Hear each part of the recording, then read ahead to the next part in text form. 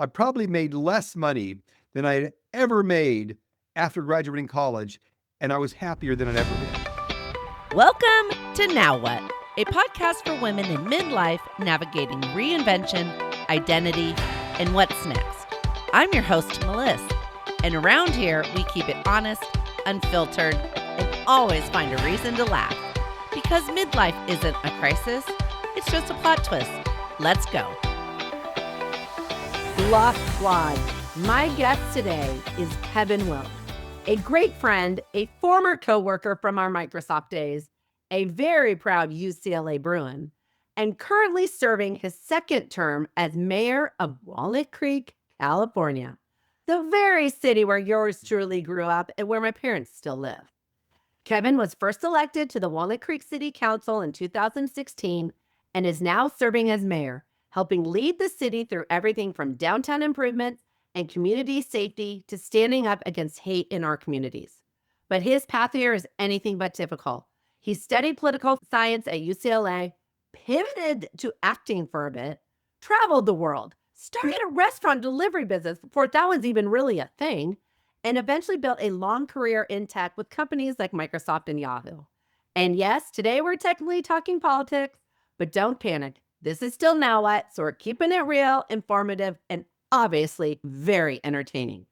Gloss Squad, please join me in welcoming to Now What your Walnut Creek Mayor, Kevin Wilk. I love the intro. You did your homework. Welcome to the pond, Mr. Mayor. Thanks, Melissa. Do I need to call you Mr. Mayor? No, I think your honor is fine. Is that what you make Jill, now your wife, call you Your Honor? I think we can go with Kevin. Okay, we can go with that. Or Cab. Am I still allowed to call you Cab? You're all. Sure. Oh my God. Well, thank you for joining me on Now What. I am so excited to be speaking with you. Well, for many reasons.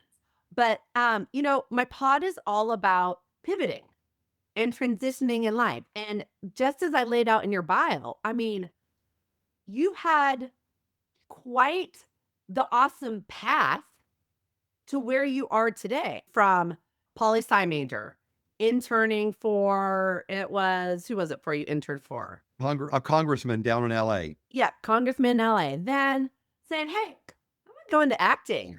I still think you look like the Fonz when I saw your old I knew I loved you. They're traveling and the restaurant, the delivery service. And then obviously you and I met in, God. It would have been like 1999, 2000, something like that. Yeah, about 1999, because I was neither married nor engaged yet. Right. And so I got engaged in 2000. Okay, so yeah, 98, 99. Yeah. So I want to start off by saying, what brought you back to politics? It's funny. I mean, it's definitely a long and winding road. And while I was always interested in politics, and like you'd mentioned, I was a political science major, there were just so many other things that my path just naturally led me to. And I had acted in high school and I had enjoyed acting in college. And so I started out in that career and ended up doing a lot more bartending than acting, of course. And as one wants to do. I don't think you're alone in that. Definitely not. In fact, in LA, no matter what anybody did, they were always either an actor, a musician, or a producer. No matter what else they were doing, that's really what they were. But eventually, after a professional career, we can go back to some of the different careers that I had. It was in 2016, and I was working for Experian at the time, which again was another online high-tech company helping utilize data for better online advertising. And I mean, my career was lucrative and it paid for the life that we had and my kids and everything else. But I just felt, especially around 2016, there was a lot of dissension. There was, of course, the presidential election that was a very divisive campaign. And I just saw some of that happening in Walnut Creek too. And I thought, there must be something more than helping make a company more profitable and make more advertising for that company. It just didn't feel like I was doing really what I could do to help humanity, I guess, in a larger sense. And so when I decided to run for office, I didn't think I would win because three incumbents were running for their three seats. Walnut Creek's a very stable city council. Typically, somebody running for their own seat does not lose. And I decided to run and I got the most votes. So that really started my political career going. I took a step back from working full time in the professional world, and I really wanted to make sure that I was doing the best that I could for the city, for the residents here, start to do some things that had never been really touched on before, some more social value aspects that Walnut Creek hadn't really touched on before. 10 years later, here I still am. I love it. I love it. And I love that you brought up, and again, this is exactly what my audience is all about. Sure, we do the things on paper. Microsoft on the red. Great. It was an amazing time. Like we had Right. that time. And it was, a great company to work for. And but at the end of the day, it's going with, what are you passionate about? Mhm. What excites you? And so I think it's great. That's a very bold move. Going Yeah. from corporate America to local politics. Were you Well, nervous? right. Because local politics doesn't really pay. Right. Well, exactly. That's my Right. point. I mean, It's a little stipend, but I'll tell you, Melissa, I went from maybe the most profitable year of my professional career in 2015, and I was pretty unhappy. I was doing much more email and much more things online than I ever had before. It was rare to meet with clients in person, really, because I felt like the updated version of a paper pusher. I was an email pusher. It was just back and forth, back right. and forth. And in 2016, well, actually 2017, then really became the first year that I was in office. See, that is what I love. That, like, right there is drop the mic moment. And I feel like this generation too, with your son just got married. That's right. Congratulations. Yeah. Thank you. And your daughter is out of college too, correct?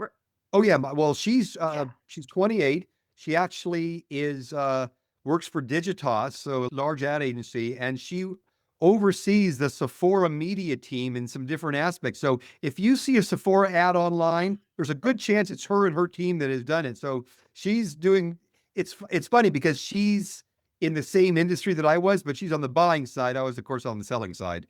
Oh my gosh, that's awesome. Like a proud dad moment. I just think these kids have so much pressure, more than I ever did when I graduated.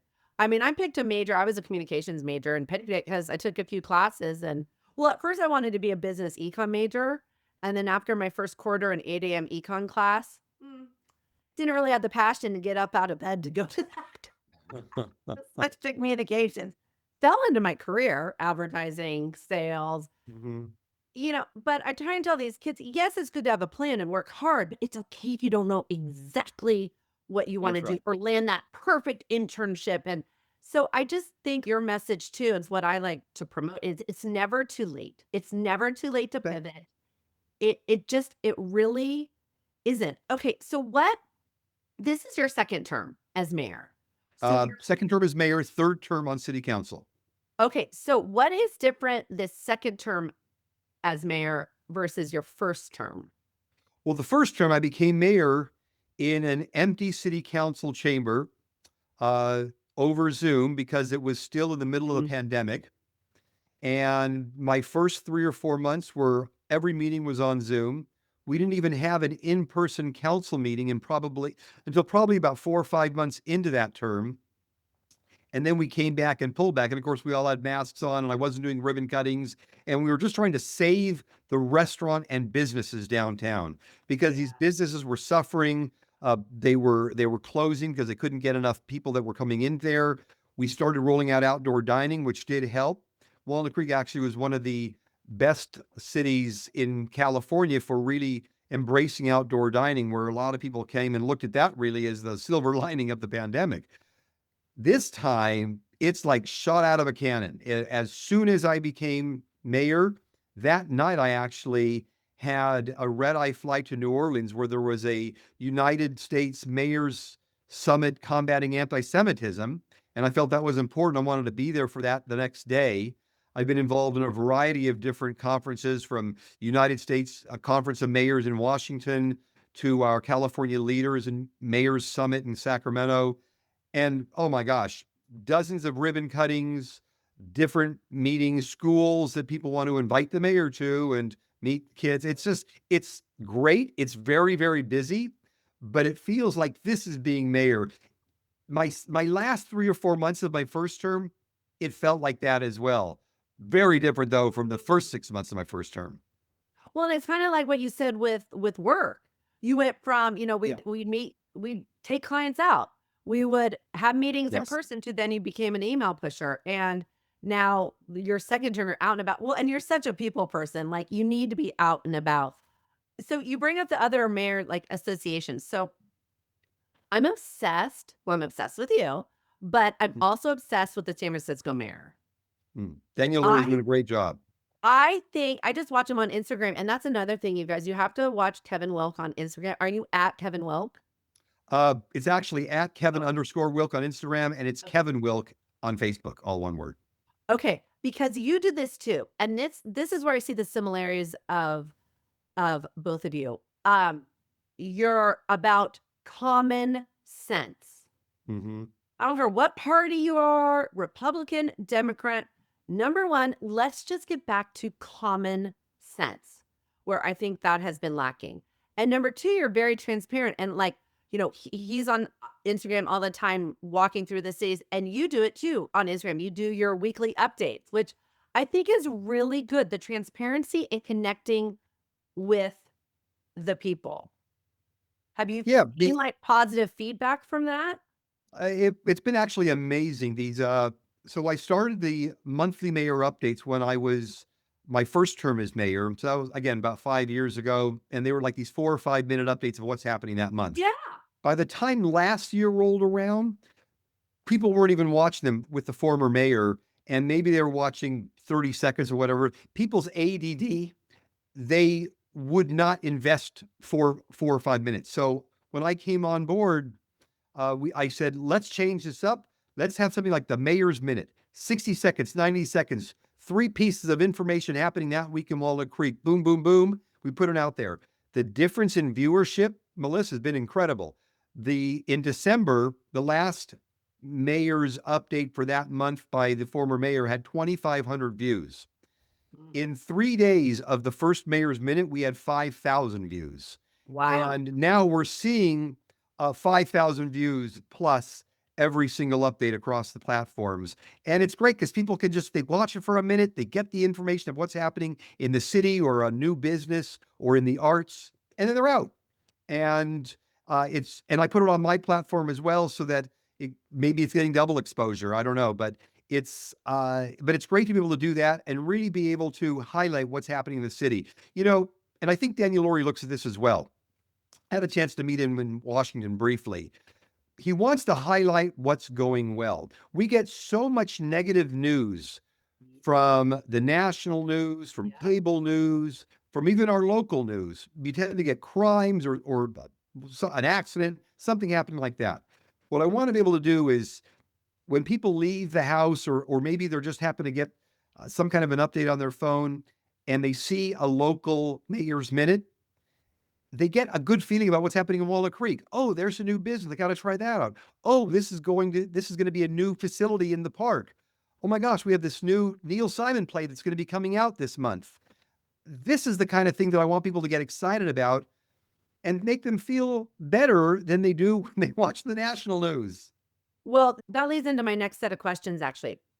And we'll get back to Walnut Creek specifically, but national news. So it is made to increase our cortisol. I mean, no matter what news channel you watch, we are to be stressed out. It is all horrific news. The sky is falling. And with that, both sides are crazy and everyone hates everyone else. Behind the scenes, from your standpoint, I assume, like you said, you go to these conventions with other mayors. Are Republicans and Democrats working together? Because What we are fed is we are mortal enemies to the death. Is that true, at least on what you're experiencing from your seat? So because in California anyway, uh, it's a nonpartisan seat.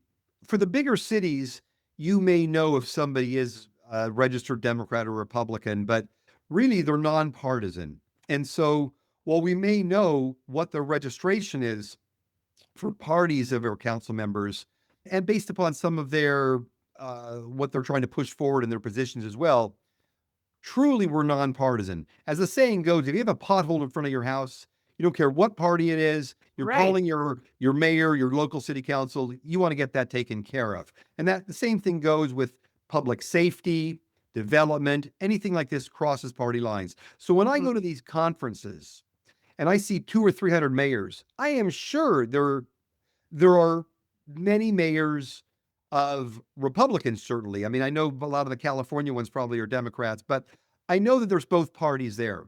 And you know what we talk about? Affordable housing, infrastructure, public safety.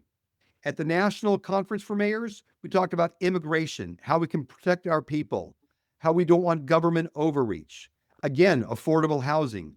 How can we make places so that our kids can afford to live in our states or in our regions?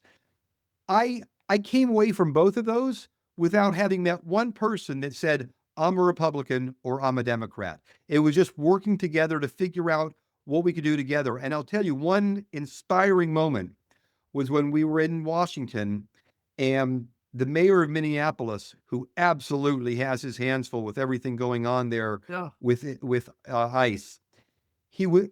I was shocked. We were all shocked. He came on stage and spoke during one session. 300 mayors, no doubt, both parties, all raised immediately, standing ovation for 5 minutes. Oh, I just got Be- goosebumps. Because we all knew that, but for God's grace, that could be us.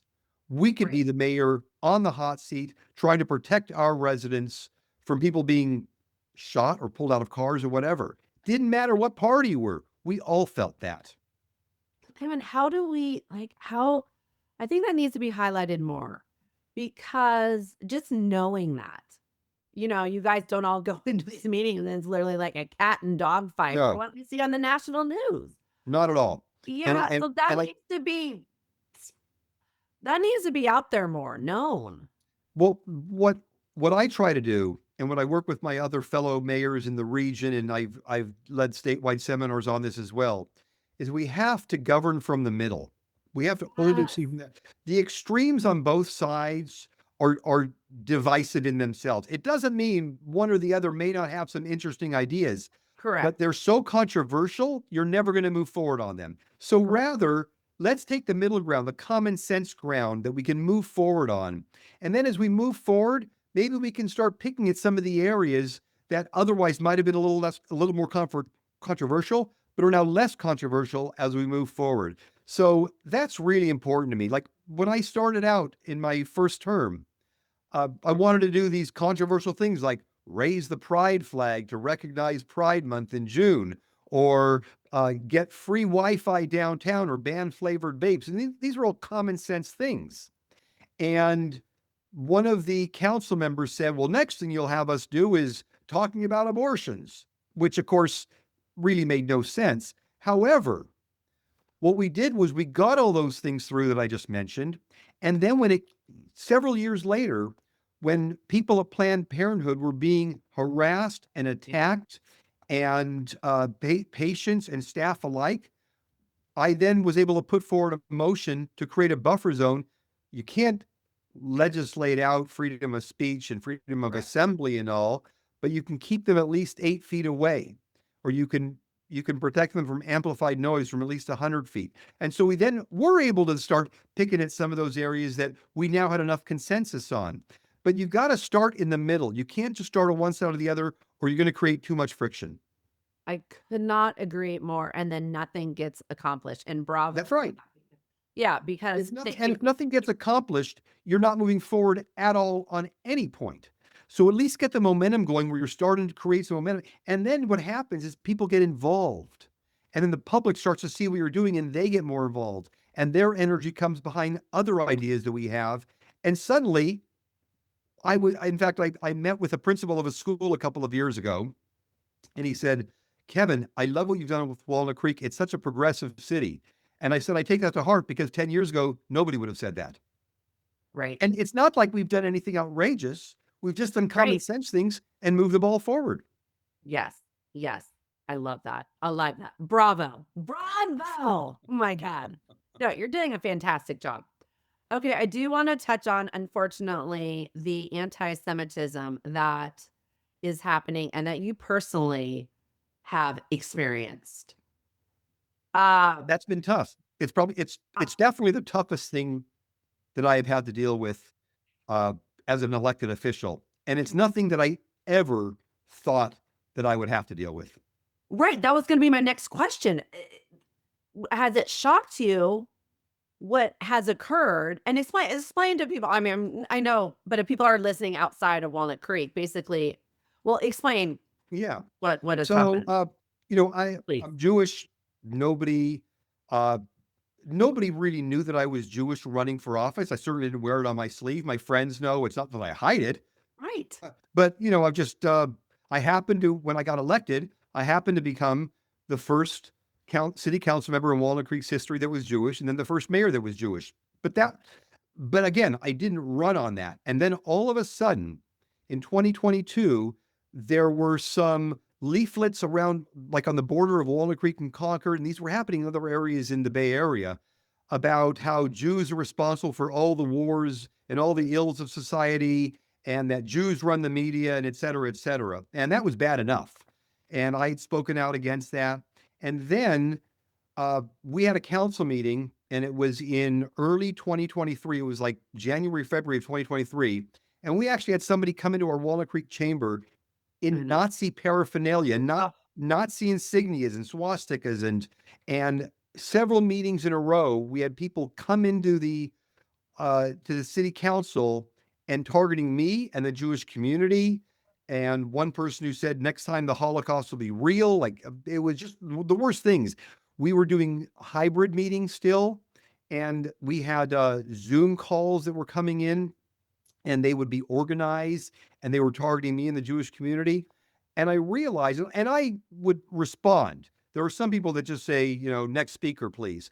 But if somebody takes a hit, I'm going to respond, and I did to the community, saying that I'm sorry that people had to hear that, and that we are a welcoming society. These people were not from Walnut Creek, by the way. These are people from outside the area that would come into Walnut Creek, and they targeted different councils if they felt that maybe there was a Jewish council member or a gay council member, or mhm. it didn't matter. And so what I did then was I started working with our local council members and mayors from throughout the Bay Area, and I put together a panel that I led, that was a seminar at our California League of Cities annual conference. So every city in California, mayors and council members, city managers are at. And we talked about how we, as elected officials, need to stand up against hate speech and for each other against it. So it wasn't just that Jews are combating anti-Semitism, and blacks are combating racism, and Right. LGBTQ are combating hate toward gays. We all have to do it across the marginalized Yes. communities, because we're so much more powerful when we stand up for each other. And when we do that, we put the hate speech back in a corner. We can push that back. But we as elected officials can't just say, oh, that's terrible what's going on over there. That's not us. No, we have to really stand up and speak out against it. Right. Did you get support? A huge sport. In fact, when I spoke at that conference, we had 250 council members and mayors there, and I had everybody stand up and essentially pledge to stand up against hate wherever they see it, and Yes. that we all need to do that. And I've seen it more and more. I've received letters from throughout the Western U.S. thanking me for responding and rebuking hate speech, and wherever I've seen it. And I want people to feel that we have their backs, that they're not just out there on their own. For better or for worse, if you're an elected official, you have the voice, you have the power of the the bully pulpit in a way in being able to get the media to pay attention. So I am going to respond when I see that kind of a hate speech. And that's why I did take that red eye out to New Orleans for the Mayors United Against Anti-Semitism, because these are the kind of things that we all have to work across the communities. And what really made me feel good about that conference in New Orleans was that of the 300 mayors there, at least 60 or 70 were not Jewish. They recognize that we all need to work together to stand up against hate and anti-Semitism. Okay, but Kevin, take me back though. You're in that meeting Mhm. and these people are staring at you saying those things. Yes, yes. How do you just sit there? Can there not be can there not be a rule if you disrupt the meeting, you are escorted out, or did they just take their allotted time and that's why they're allowed to say that? But you are sitting there. But how did you sit in that moment? Well, it's not easy, and I could feel my face get all flushed. And I think that Yes. one time, I think I did turn my chair around and face away. But I stopped doing that. I wanted them to look me in the eye, that I was not a disembodied figure. I was not somebody that was on a computer screen, that was just a name they didn't know, that they had to look at me and speak those right to me. And then before they left, I then did respond. Now, there's a gray area of how much you can say about uh, that you need to curtail somebody's freedom of speech in those 2 minutes. Disruptive can mean swearing. It could mean threatening Mm, people, and the right skirting the line. It's very, very close. And so essentially, you'd have to let them finish. There are some things and tricks of the trade that I could do potentially. Ask questions to make their time be shorter, or perhaps a couple of other things. But essentially, I waited until they finished, and then would essentially rebuke them. After the first or second time, more and more people started showing up to the council meetings, and they would actually speak during their public comments, and they would rebuke them. But it is hard. You're sitting there, these people don't know you, they don't try to know you, and they're attacking you for your identity, nothing else. Not hey, attack me on my policies all you want, but you're attacking me because I'm Jewish. Or I mean, what if I had one arm? Would you attack me because I have one arm? I mean, these are right. all identities specifically, and it's interesting because one of the most challenging things, if you'd asked me during my first term what was the most challenging or things that I didn't really expect before this had happened, it was social media and being attacked on social media just Mhm. because I am in my office, that nobody knows me personally, and they're not trying to know me. They just Right. decided to attack me anonymously. And and that is a weird feeling. And think about that, you're being on social media, people just attacking you that you've never met before. It's an odd feeling.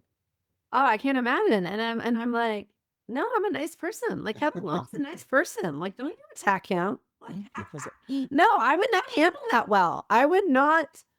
I have a thin skin. Well, it depends. If you push me to the edge, No. watch out. Watch out.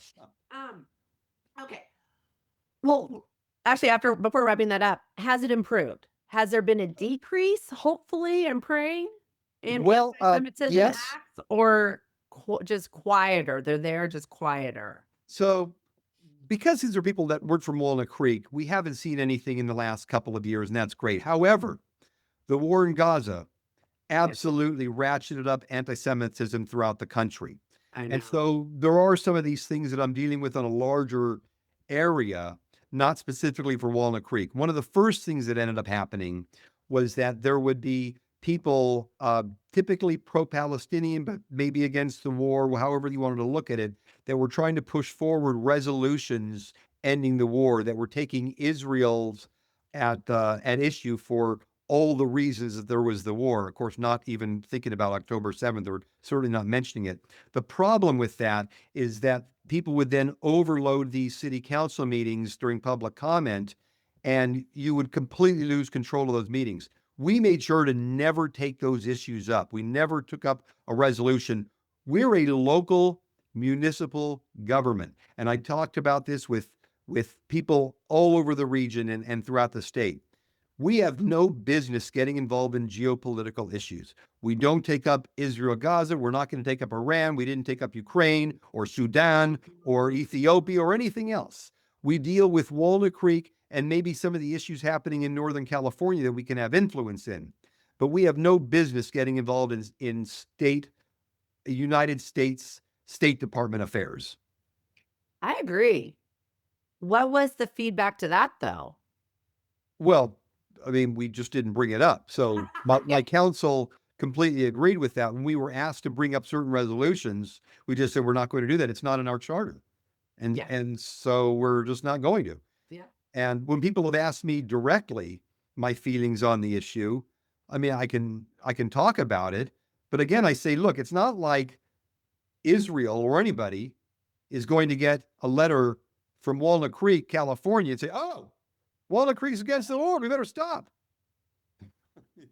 Oh my God, Kevin, the way you said that, I don't know why that just made me chuckle. You're right. Hey, all right, okay, that makes sense.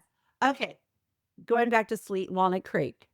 When we moved here, my family, it was 44 years ago.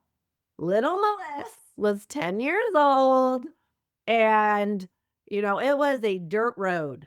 And the big hubbub in town was there was an Emporium Capwell's, a Bullock's, I believe where Nordstrom was. Oh, pennies. Or was it Penny's? So, okay. To see where the city is today is wild. Wild. It's beautiful. I mean, not that it wasn't beautiful, but it was, I mean, my parents' neighborhood didn't even exist, brand new development. So the city has changed so much, obviously, over the decades. What have you seen as the biggest positive change in the last 10 years where Walnut Creek is today? Yeah. Well, first of all, let me quickly go back. The big changes that happened in Walnut Creek from the time that you mentioned to now, Nordstrom's going in and the Lesser Center of the Arts going in. Those both on the opposite sides of town completely changed the nature of Walnut Creek. Because I went to high school in Walnut Creek, lived away for 10 years, ended up coming back. It had completely changed that amount of time because of those two. Broadway Plaza became the place to go. When you were in high school, Melissa, you probably went to Sun Valley Mall. Oh, totally. Right? No, I mean, Broadway Plaza had a couple of stores, but no, Sun Valley Mall, I did too. Now, when I speak in government classes at Los Lomas or Northgate, and I ask the question, who here goes to Sun Valley Mall? Nobody raises their hand. They all go to Broadway Plaza. It's true. And they've done a great job. It's open air. And of course, we have great weather, so people enjoy that. Great school district that brings people here to often move from San Francisco to this area when they're starting to raise a family. Good neighborhoods. It's not overdeveloped. But the biggest change in the last 10 years, we've tried to focus the development for multifamily housing, like apartments and condos, downtown, where there's a BART station, where it's walkable. We've got a free downtown shuttle that goes throughout downtown areas. People don't need a car. If they live downtown, they truly can walk or take a shuttle anywhere they want to go. And if they live in the outskirts area, it can be more suburban. So Walnut Creek's a unique city in that you've got urban, suburban, and then actually out Northgate and a few other areas, rural, where there's in fact horse farms out there. That's right. Yes, beautiful. So when Walnut Creek really started going through this more development phase, maybe about 25 years ago, and of course, longtime Walnut Creek residents will say, oh, Walnut Creek's been ruined. It was this nice little sleepy community, and now look at it. Well, that may be true. It is not that anymore. And a lot of people say, well, if you're not moving forward, you're moving backward. However, think about this too, and this is what I tell residents all the time. You can now live in Walnut Creek, and you can maybe work here. Maybe there's a lot of businesses. There's healthcare. We've got 2 hospitals. There's technology companies. Retail and auto sales, and people don't have to commute necessarily to San Francisco or San Jose. They can live and work maybe 10 or 15 minutes away, and that is a huge change. It's why we have so many smaller shopping centers now in different areas of Walnut Creek, and I think we're seeing that in some of the other cities too, so that people don't have to all commute to get to one thing to shop. And that's truly a game changer. People that are able to now work downtown or work in the Shadelands and live 5 or 10 minutes away versus an hour and a half commute, it's a life game changer. It's so true. It's so true.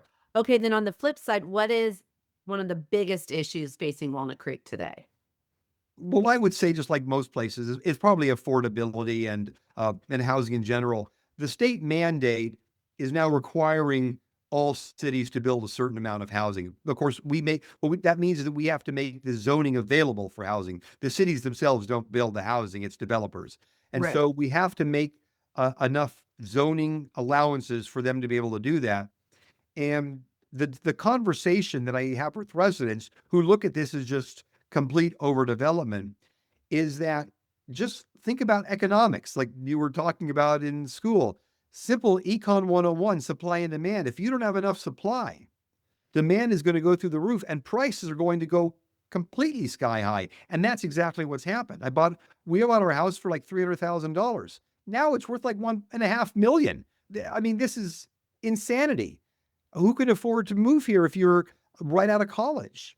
In fact, many adults can't afford to live here now. And Walnut Creek's not unique. You go to Pleasant Hill or Concord, you're dealing with a lot of the same issues.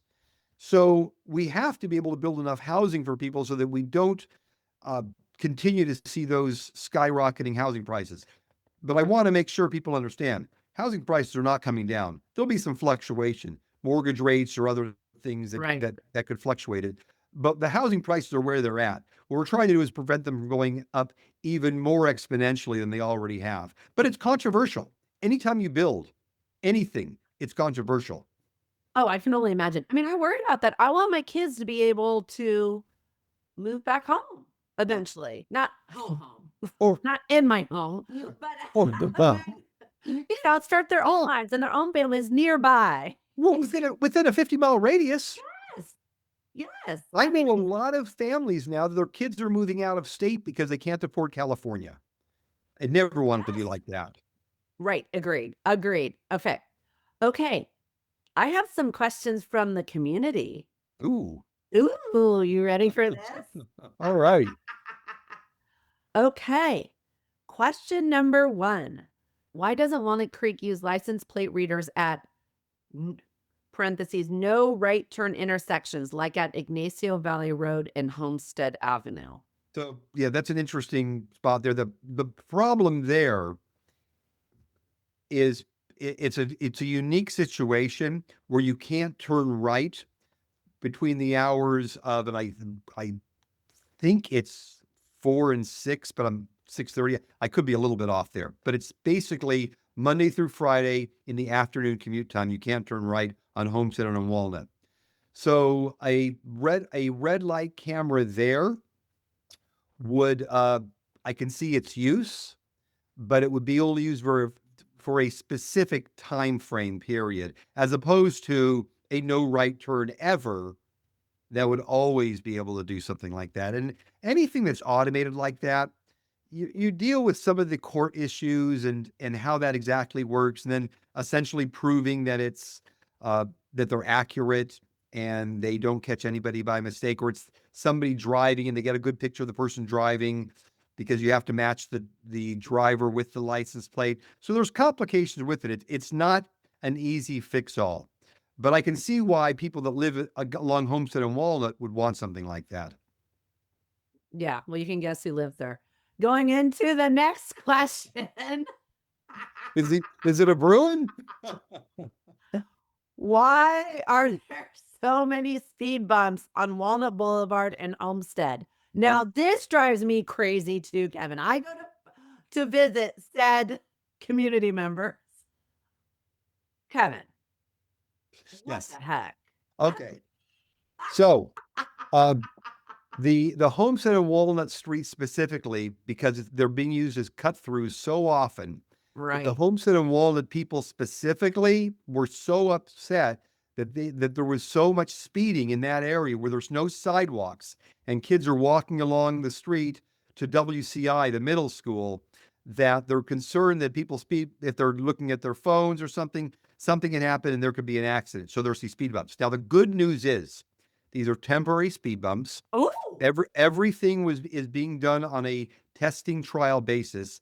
And the plan is to move to fewer, maybe half permanent speed bumps and not the temporary ones that are kind of, they're not smooth. And we're looking at doing ones that are a little bit smoother of a hump, more of a speed hump than these ones that are kind of clunky where you definitely feel it. So I hear you saying is look for the humps. So we're going for fewer and Really, humpier. right. Hopefully I can find those people who submitted that question to relay that message. Um, okay, someone who I'm not related to has turned in a question. Okay, there has been some feedback about there's concern about Broadway Plaza having the quote ugly closed off street. People feel like it deserves to be more like a lovely park-like setting. Like apparently there is on Pearl Street in Boulder, Colorado.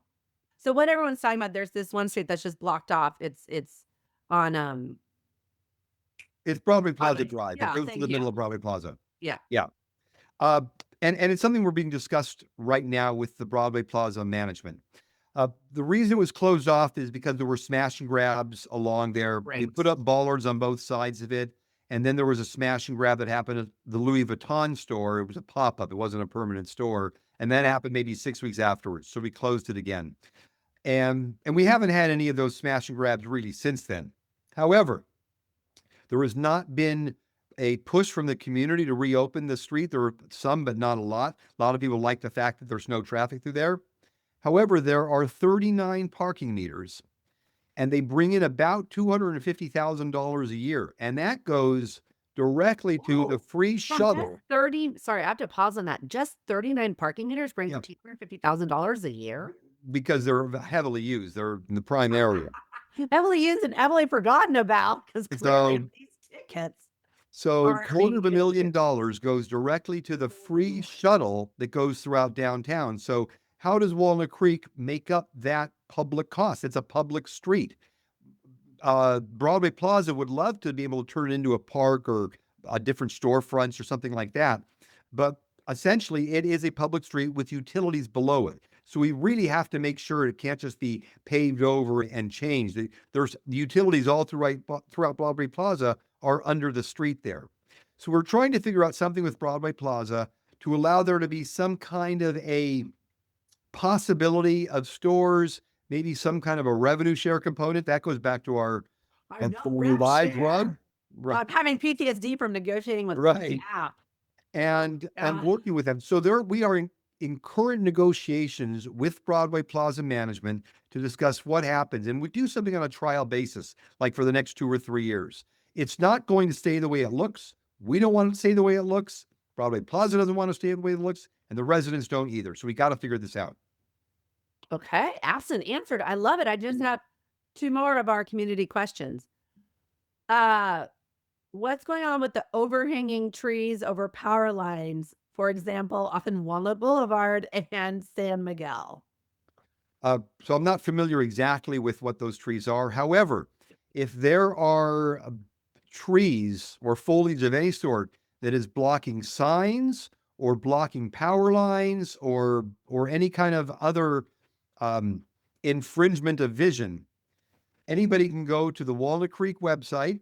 It's just walnut-creek.org, and there is a link right there of file an issue, and you can submit an issue right there, and it goes directly to the department that would be responsible for that issue. In this instance, probably Public Works.